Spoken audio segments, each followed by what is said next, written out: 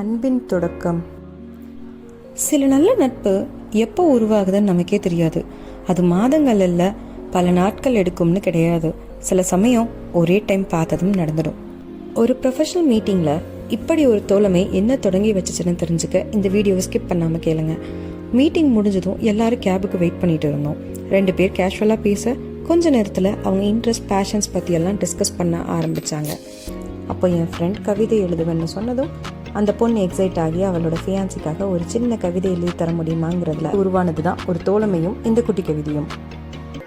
அலைபேசி ஒலிக்காக காத்திருக்கிறேன், அறிவேன் உன்னிடத்திலிருந்து வரும் சொற்கள், காற்றலையில் என்னை நோக்கி வரும் ஊடல் அம்பு, உன் குரல் அமிர்தமாய் என் காதல் பாய, உன் காதல் மலை சாரல் என் நெஞ்சில் வார்க்க, உன் எண்ணங்களில் நான் தொலைவேன் என் அன்பு காதலா காத்திருக்கும் தனத்தில்.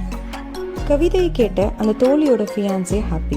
ஸோ நாங்களும் ஹாப்பி. இங்கே எல்லாரும் ஹாப்பினால வி ப்ராமிஸ் அவங்களோட வெட்டிங்க்கு இந்த ஃப்ரேசஸ் யூஸ் பண்ணி அவங்களுக்குன்னு ஒரு சாங் கம்போஸ் பண்ணி அவங்க அக்கேஷனை ஸ்பெஷலாக மாற்ற எங்களால் முடிஞ்ச சின்ன சந்தோஷத்தை ஸ்ப்ரெட் பண்ணுறோம்.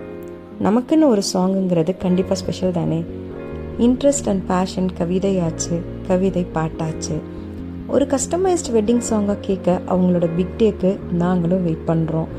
இப்படி உருவானது தான் இந்த அன்பில் தொடக்கம். இந்த ரிலேஷன்ஷிப்ல இருந்து நாங்கள் கற்றுக்கிட்டது என்னன்னா, வாழ்க்கையில் ஒவ்வொரு சந்திப்பும் திறந்த மனசோட அணுகுவோம். நம்மளே எதிர்பார்க்காத நேரத்தில் நல்ல நட்பு உருவாக வாய்ப்பு இருக்குது. ஸோ ஒவ்வொரு சந்திப்பும் ஒரு புதிய அன்போட தொடக்கமாக பார்ப்போம். இப்படி உங்களுக்கு யாராவது மீட் பண்ண உடனே உறவாக கிடைச்சிருக்காங்களா?